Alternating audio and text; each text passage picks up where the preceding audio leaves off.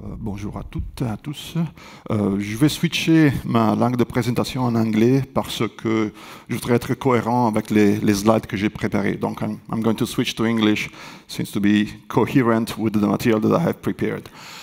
What I'm going to explain you now, it's related to the technologies, the methodologies that are going to be developed within the context of what we call nowadays, between brackets, smart grids, although I'm not really a big fan of this terminology, to change the philosophy for the operation and control of the system.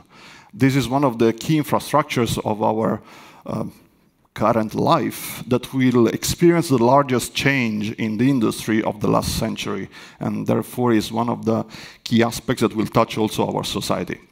So I'm going to start, before diving into the details, from the Swiss situation in terms of production, in terms of consumption as well. This slide has been shown already by Professor Favra, which is taken from the Swissgrid report, grid data of 2014.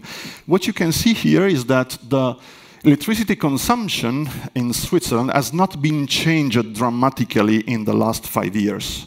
One of the interesting aspects that you can see is that if you look at the curve that corresponds to 2012, is the green one, it corresponds to the highest peak that we had in the winter, more or less. And if you remember, this was one of the coldest winter that we had.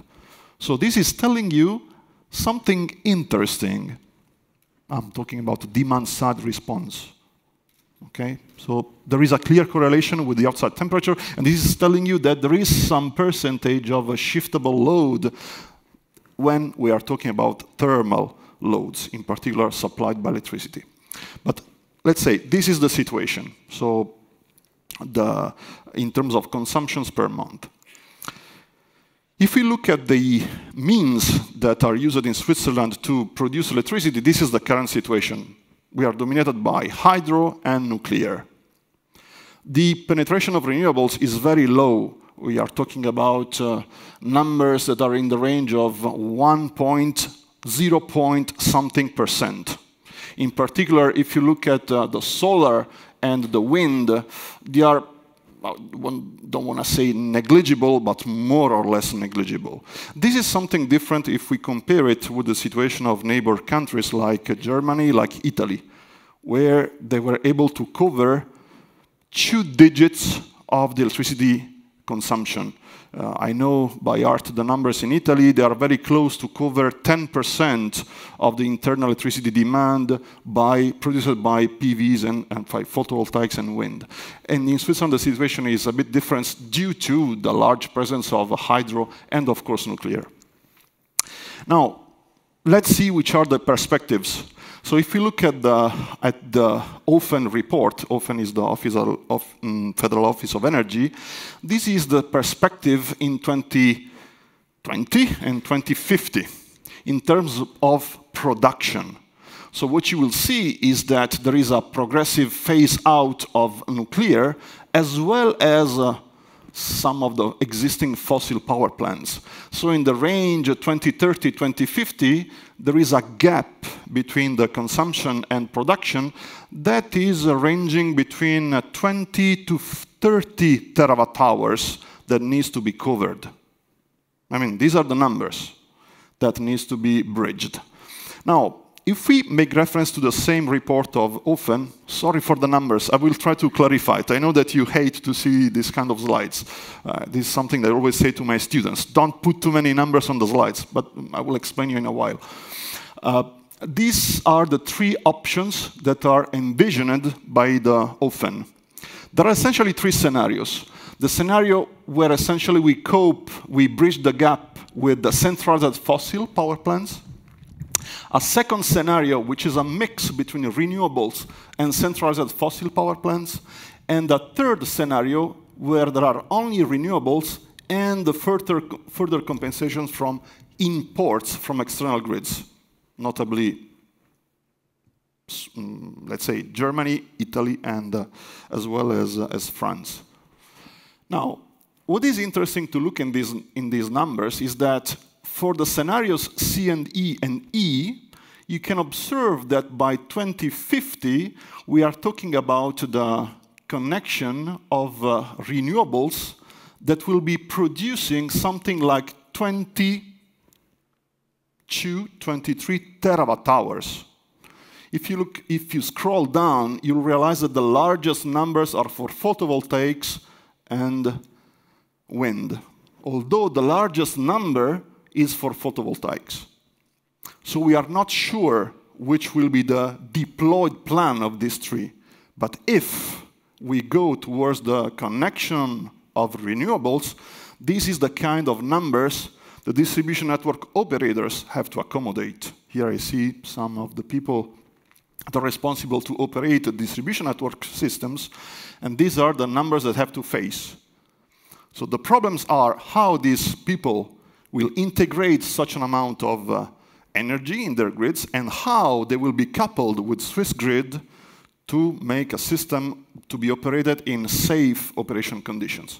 And last but not least, how do we integrate this amount of energy within a context regulated by a market? Now, which is the peculiar characteristic of renewables, is the volatility. Now, concerning the volatility, I always use this kind of slide that for me is quite explicative. You have to analyze it in three scales. The volatility intra-season, the daily volatility, and the second volatility. Okay? Renewables are very bizarre from this point of view. When we talk about forecasting renewables, you have to think about which is the time scale you are targeting. So here I'm targeting intra-seasons. Indeed, these are the first 6 months of 2012. So this is the case of Germany. These are the in-feed provided by PVs and wind in Germany. So this is the blue curve that you see here. These are, again, 6 months. This is winter and this is summer. And the red curve that you see here is the installed capacity, namely how many gigawatts of connected PV and wind they have in Germany. It's interesting to see that in 6 months, this curve has increased by a factor of 10 gigawatt, which is something remarkable. If you see these numbers for the case of Italy, you see more or less the same variations. In Italy, between 2011 and 2012, they have connected something like 10 gigawatt peak of photovoltaics. So these are the numbers that you have to have in mind. Now, what you can see is that the kind of dynamics that, let's say, monthly dynamics you have in the winter is very different from the pattern that you have in the summer. Essentially, in the winter, you lose the periodicity, which is the day-by-day periodicity of the curve, the semi-sinusoidal curve of photovoltaics. And you can see how this dynamic is evident in these 6 months. Second remark, you can observe that the peak power that have been able to produce was less than half of the installed capacity for this specific time period. So they reached something like 48% of the installed capacity of wind and PV. If you look at the minimum, it was almost zero. So, and you see that the zero has been reached several times along this period. So dispatchability of this resource is certainly an issue. I'm not discovering something new. This is something obvious, but this is the way to quantify it. Let's move further ahead. Let's talk about days, hours, dynamics. So to explain this concept, I'm using this video. Is a video that is referring to the North European offshore wind power plants seen by 2030. Not now. You know that in the North Sea between England and Scandinavia, there are forecasted several tens of gigawatts of connected wind.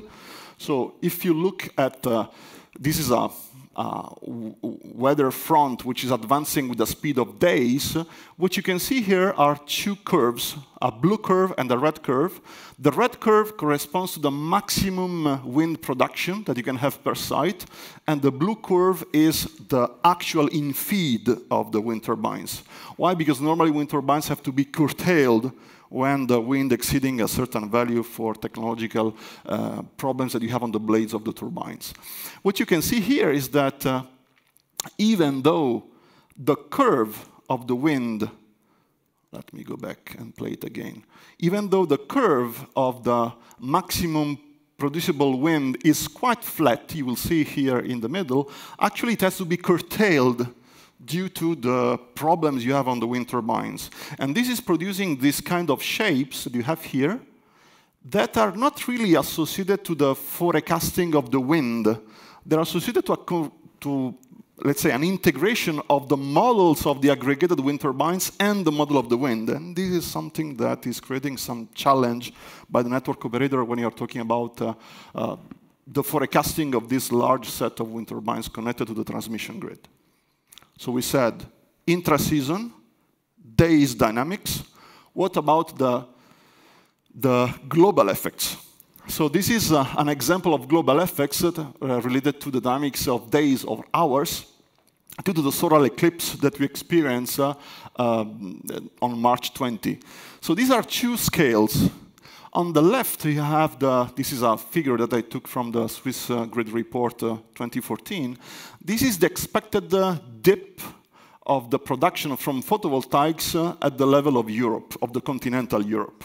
So what you can observe here are not really the deepness of this dip that was pretty high. We're talking about 15 gigawatt, but more the ramping, namely the derivative of the power.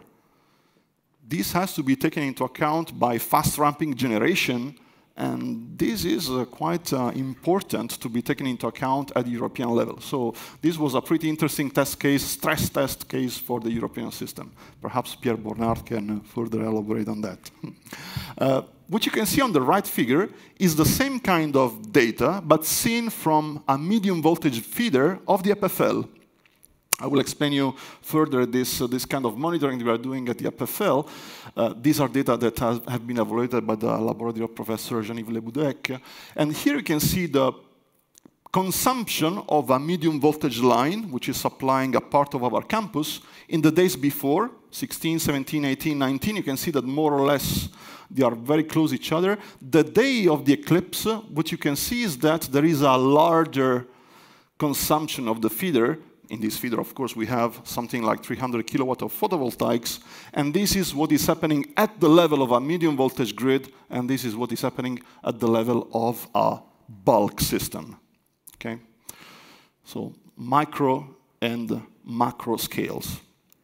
So as I was saying before, what if we talk about volatility of seconds? Seasons, days, seconds. So this is again data taken from the EPFL PV data. You know that EPFL, we have a power plant of 2.5 megawatt peak of PV. And here you see two curves. The blue curve corresponds to a clear sky day, and the green one corresponds to a day like today or yesterday.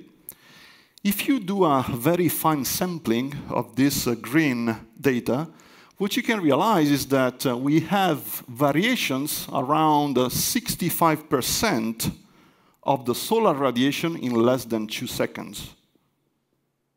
So this is the kind of dynamics you have in the ultra short term. Now, this kind of volatility produces different kinds of problems in the planning and operation of the system at different layers, in the sense that the time scale of volatility and the voltage levels of your systems are behaving in a different way, and have the different problems that we see have to be solved with different kind of technologies.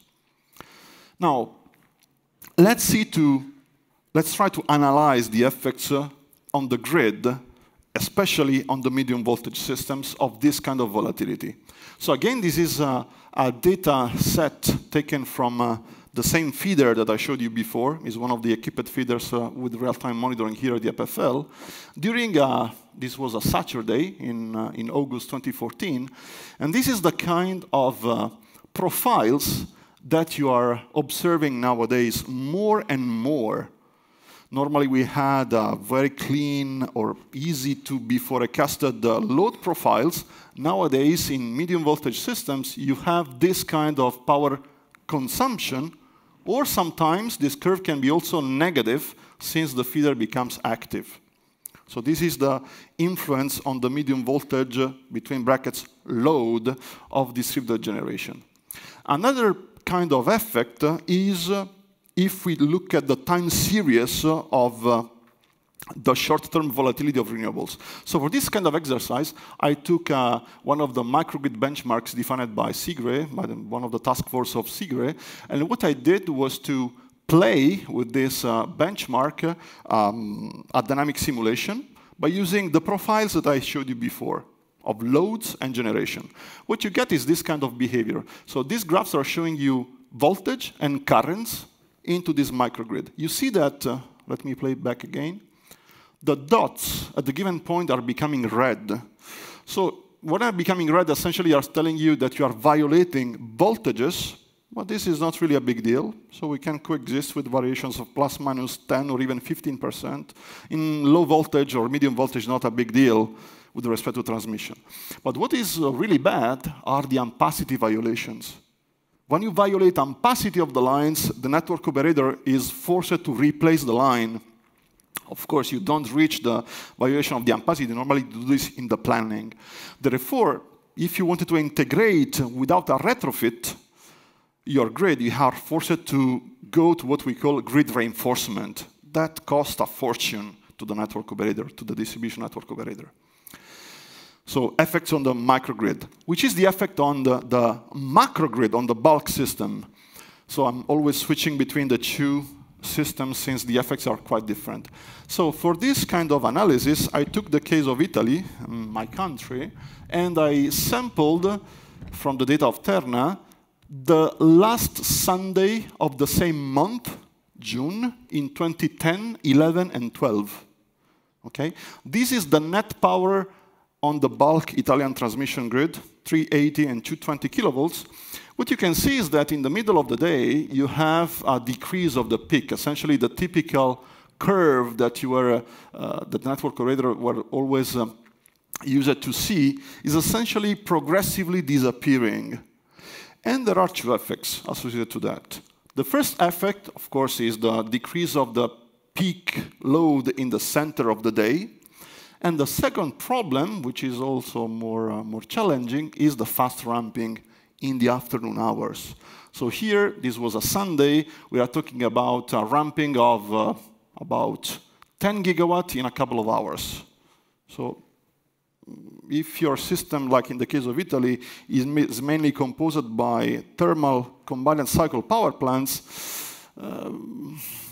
this is problematic, because you have to have spinning reserve online that can cope with this kind of ramping. Now, which are the tools that we can envision to develop, first at the research, secondly at the validation scale, and then in the real system? Here what I did was to classify the problem as a function of time. So the axis is ranging from milliseconds to months. Okay? So, of course, I'm not pretending to cover all the problems, or just to give you the main ones. So in milliseconds, the main problem of connecting large amount of DG, stochastic DG, in distribution is essentially protection. One of the nightmares of the distribution network operator is how to make reliable and selective protections when in your feeders there is a DG which is 2-3 times the amount of the load. It's not an easy exercise. The second problem is the short-term volatility, which is related to the control of medium voltage systems, namely voltage control, congestion management in distribution systems. Then when you go ahead in the time, there is the problem of resources aggregation at the medium voltage level and ancillary services provided to or from the transmission system. And then the last is the intra-season storage that has been also touched by Daniel Favra, which is a really big challenge. Now, which are the methods that you can consider for these kind of problems? Well, the methods for protections and renewable short-term volatility, and the relevant controls is essentially give to the network operator the possibility to see the system, to observe the state of the system, and then supply automatic control systems adequately. So the knowledge of the system state in real time, remember the changes of the PV, 63% in 2 seconds, so we are talking about hard real time, and then real-time actuation of intelligence and proactive decision. So these kind of tools, they don't exist nowadays in the modern operation of distribution networks. I'm talking about that in a while. And so on and so forth. So which are the technologies that you have to develop for this kind of methods? Certainly devices like PMUs, to be deployed even in distribution systems. Real-time state estimators are the glasses that allows the operator to estimate the state of a grid. Distributed storage, how we integrate megawatt class distributed storage systems like batteries, like supercaps. We're talking about intra-hour storage, not about intra-season, and demand-side response. If I go ahead further in my time scale, you see the tools that have been around in power systems research since decades, like robust optimization, adaptive loop controls, abstract control methods, and these kind of required envisioned, let's say, forecasted methods are associated essentially to 2 kinds of technologies. The first one is what we call agent-based. Essentially, each resource is able to take in, let's say, smart decision in agreement with other devices by interchanging information. And the second problem is the flexible, here essentially you exploit the flexibility of the distribution, but then the second point is how to exploit the flexibility of transmission.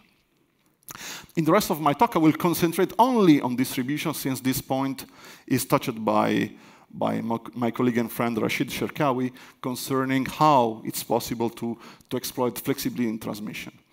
Finally, for the intra-season storage, here you see the tools and the technologies like power to gas, more hydro, different market models. This is also something we have to talk about. Now, let's concentrate on the first class of problems, methods, and associated technologies. So here I'm showing you just a picture. I don't have time to dive into the details, but if you're interested, you can go to this website, which is containing all the details. So what is this? This is a view of the EPFL campus, and in particular, one of the medium voltage feeders that is supplying all the electricity buildings. So what we are building in this part of the campus is something quite challenging. And in this respect, I have to thank all the PhD students that are in this class, the laboratory of Professor Lebudek, with which we are developing these technologies, is one of the feeders where we have the major connection of PVs at the EPFL campus. We are able already to estimate the state of this system 50 times a second with phasor measurement unit technologies, and take, in the future, intelligent actions in 2 buildings, the ELA and another building which is not shown here, and on this battery. This battery is provided by Lakeland Shea, a megawatt class battery that is going to be connected to the system this August. So this is a realistic system where we wanted to show to network operators like Romande Energie, they are collaborating in this project, how to monitor and control a system with massive penetration of PV. Okay, so if you go to this website, you can see real-time data coming from this feeder. So with also the associated applications. So these are the 2 targets that we wanted to show.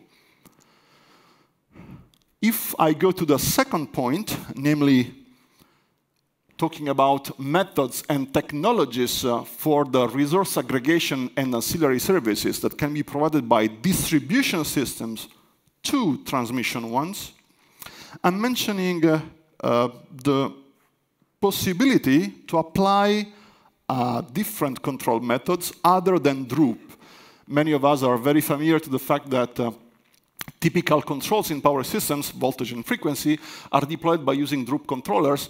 The problem associated to this kind of methodologies that have been consolidated in the last 50 years, I would like to say, is that the system is not able to view or to know the state of resource, of a given resource or a set of resource. So let's imagine that you are in this system and you wanted to make an optimal decision, and you have several of these batteries and several of controllable buildings. As an engineer, if you go to your colleague, you will say, okay, I will expose the state of each one of these resources to the rest of the system, like the state of charge of this battery, how many users that are in this building, which is the solar irradiance of my PV, and I will formulate a huge optimization problem that I can solve in quasi-real time. The problem is that if you go to this kind of technique, you will end up very soon in computational complexity burdens. So what we are trying to do, and this is again a research with Professor Leboudec, is to go through what we call optimal explicit control of power set points. Essentially, the idea is to formulate an optimal control problem where I use the same kind of messages to express the state of each resource to a central controller. And the central controller is completely agnostic with respect to the fact that the resource is a storage, is a load, is a PV, is an EV, or whatever. Is solving an optimization problem which is always the same. And this we are showing that is going to be possible even at the level of a campus, namely the level of a city.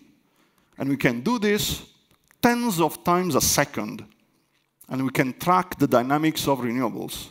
We can give to network operators the way to quantify the flexibility of their feeders for Swissgrid. And they can do this in real time. So these are the kind of technologies that we are going to develop. Of course, it's mathematically not very simple to develop this kind of processes, and the impact is a radical change in grid operation.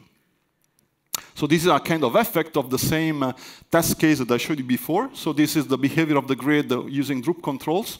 And this is with this control theory. It has a name. It's called Commelec. And here you can see the differences. It's the same scenario that I showed before. Congestions. And here nothing happened for the system. So if I play back again, you will see that the system is always within the safe operation conditions compared to the violations of the limits. Another benefit of this kind of control is that if you look at the curtailment of renewables, these are the photovoltaic injections from the various PVs connected into this example, you can see that by using the Drup controls are the red curves, you are always curtailing the PVs. I mean, you have no other choices because you are completely ignoring the state of the other resources. And instead, by using this kind of control, which is the blue curve, you are always sticked to the maximum of the connected DG, potential DG power injected from the PVs. Namely, the blue curve is sticked with the green one. So you have two effects. Your grid is into a safe state, and you maximize the amount of power from your non-dispatchable renewables. So these are the kind of protocols and control frameworks that we are trying to develop within the research that we're doing here at EPFL, and more in general within the context of the SCCER-FURIES. So the validation is ongoing of this kind of technologies for monitoring and real-time control. I have to thank all the PhDs, again, that are here. Without them, this will be simply impossible. Here I'm showing you some of the elements that are in our laboratory, where we have, this is the microgrid we have in our lab. This is the facade of our building. As you can see, we have a quite nice thin film covered facade of the ELL building. We have fantastic storage technologies like lithium titanate batteries from Leclanché. We have a power-to-gas application where we can store 2.5 megawatt hours of hydrogen and oxygen. And all these devices are able to be controlled through the control process that I just showed you before. So they can talk each other, and the system can reach an optimal operation point by keeping the grid into safe operation conditions. These are the kind of radical changes that we envision for the future. So this is driving me to the conclusion. Sorry if I was a little bit long. So massive integration of non-hydro renewables will drive major changes into the power system, and main fundamental and applied research needs to be developed. Essentially, here I'm highlighting 3 points. The first one is to develop seamless monitoring and control processes that allows us to aggregate resource, solve the problem locally, and give to distribution network operators the possibility to be seen from the TNOs as dispatchable systems, even if they have major connection of renewable resources. We can, in this way, quantify in real time the contribution to ancillary services that distribution networks can provide to transmission network flexibilities. And of course, this will require changes in the regional country planning and operation tools of both transmission and distribution network operators. So in summary, this is one of the innovation roadmap of the SCCER-FURIES. If you go to this website, you will see it, where you can realize which are the main elements that we are just described concerning the operation and control of the systems, as well as planning, to allow the integration by 2020 and 2030 of the numbers that I mentioned to you at the beginning of my talk. So our idea is to give to network operators the possibility to integrate in Switzerland numbers in the range of tens of terawatt hours into the distribution grid. Okay. Thank you for your attention, and I will be pleased to reply to your questions in the Q&A session. Thank you.